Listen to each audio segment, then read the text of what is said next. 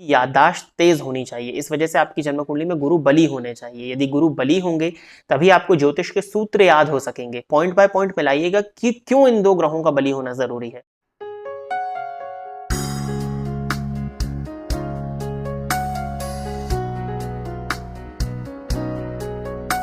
नमस्कार, स्वागत है आपका प्रोफेशनल एस्ट्रोलॉजी पर। मैं यशराज तिवारी आज आप सभी के सम्मुख उपस्थित हुआ हूं दी एस्ट्रोलॉजी शो के एपिसोड नंबर 109 को लेकर।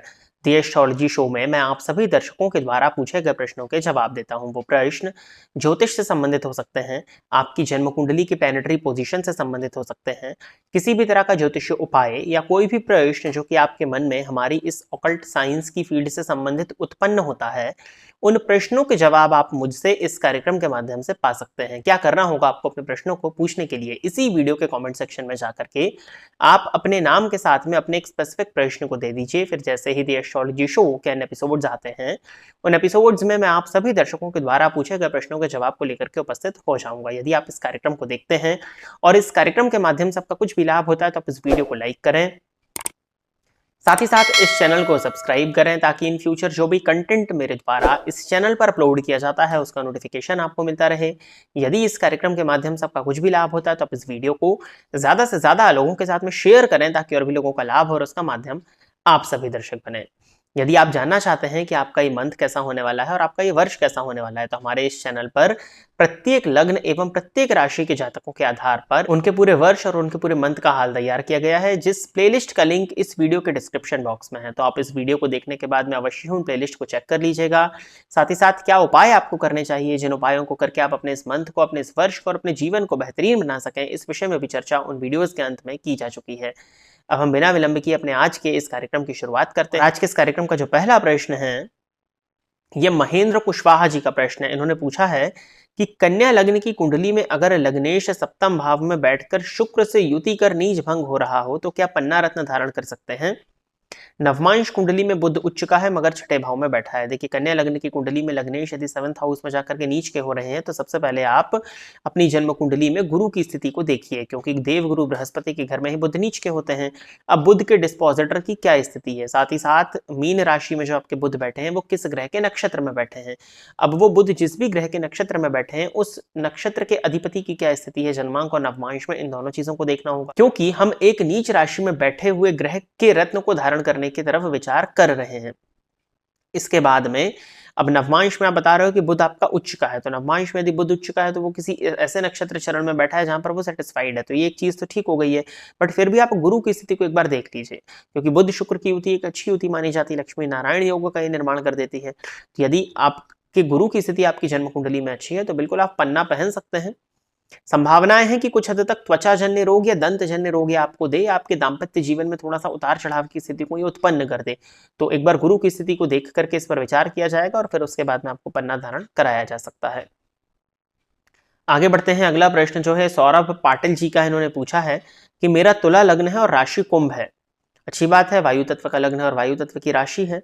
लग्नेश शुक्र 23 अंश प्लस राहु 24 अंश की युति दशम भाव कर्क राशि में है, क्या फल होगा इस युति का? देखिए, ठीक है, कुछ मामलों में अच्छा भी है और कुछ मामलों में बुरा भी है। दशम भाव में राहु अतिविशिष्ट कारक होते हैं और दशमस्थ राहु व्यक्ति को राजनीति के क्षेत्र में सफलताएं देते हैं। कहीं ना कहीं शुक्र का भी प्रभाव राजनीति पर होता है। 10th हाउस में राहु आपको आपके जीवन काल में ग्रोथ तो देगा ही करियर वाइज। लग्नेश का दशम स्थान में जाना व्यक्ति को कर्मठ बना देता है। अब यहाँ शुक्र और राहु की युति होने के चलते एक दुर्योग का निर्माण भी हो रहा है जो कि चंद्रमा के घर में हो रहा है, जिस वजह से चंद्रमा के घर में राहु बैठे हुए हैं और चंद्रमा पंचम स्थान में, पंचम भाव प्रेम का होता है। प्रेम के कारक की युति शुक्र राहु के 10th हाउस में है। इस वजह से आपकी वर्क प्लेस पर ही आपका एक एक्स्ट्रा मैरिटल अफेयर बन सकता है, जिस वजह से आपको मानसिक अशांति हो और उस वजह से आपकी बदनामी भी होनी संभव दिखाई दे रही है।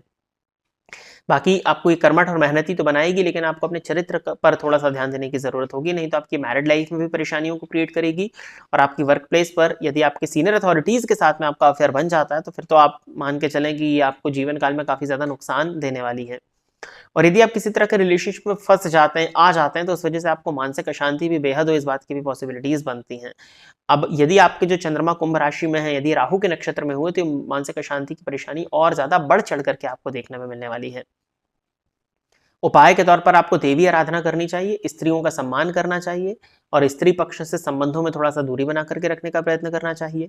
इसके साथ ही साथ में शुक्रवार के दिन यदि आप देवी मंदिर में जाकर के दुर्गा चालीसा का पाठ करते हैं तो वो उपाय करना भी आपके लिए कुछ हद तक इस कंडीशन में बेनिफिशियल मैं देख पा रहा हूं।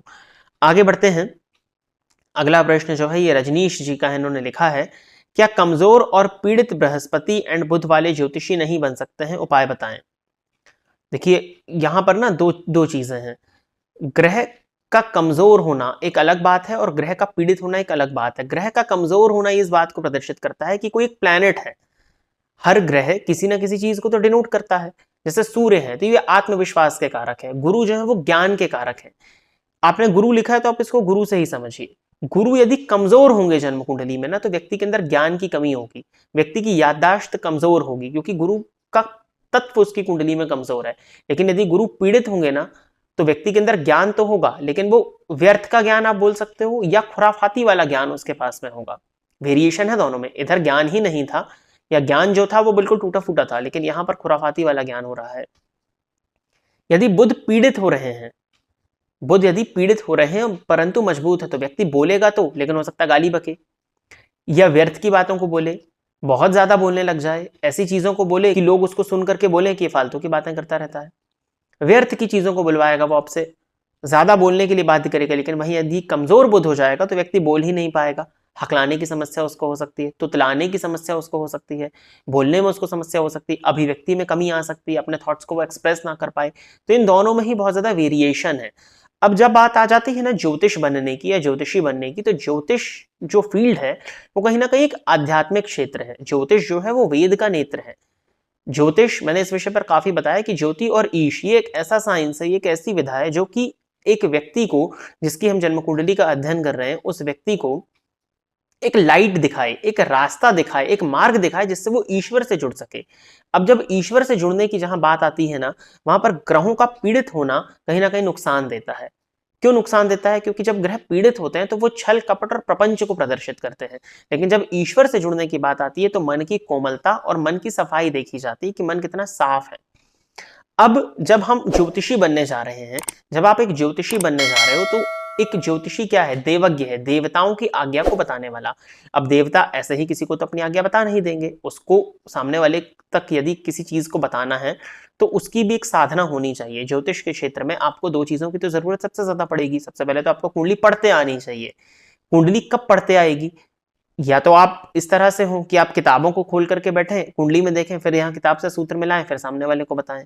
ऐसा तो हो नहीं सकता। तो आपकी याददाश्त तेज होनी चाहिए। इस वजह से आपकी जन्म कुंडली में गुरु बली होने चाहिए। यदि गुरु बली होंगे तभी आपको ज्योतिष के सूत्र याद हो सकेंगे। पॉइंट बाय पॉइंट मिलाइएगा कि क्यों इन दो ग्रहों का बली होना जरूरी है, तभी आपको ज्योतिष के सूत्र याद हो सकेंगे, तभी आपको जन्म कुंडली देख करके चीजें समझ में आएंगी कि यहाँ चतुर्थ में मंगल बैठा तो इसका क्या फल है, वहीं मंगल दशम में बैठा तो इसका क्या फल है, चतुर्थ में मंगल यदि नीच का बैठा तो क्या फल है, चतुर्थ में मंगल यदि उच्च का बैठा तो क्या फल है, चतुर्थस्थ मंगल पर यदि शनि की दृष्टि है तो क्या फल है। तो ये आपको याद होना चाहिए ना।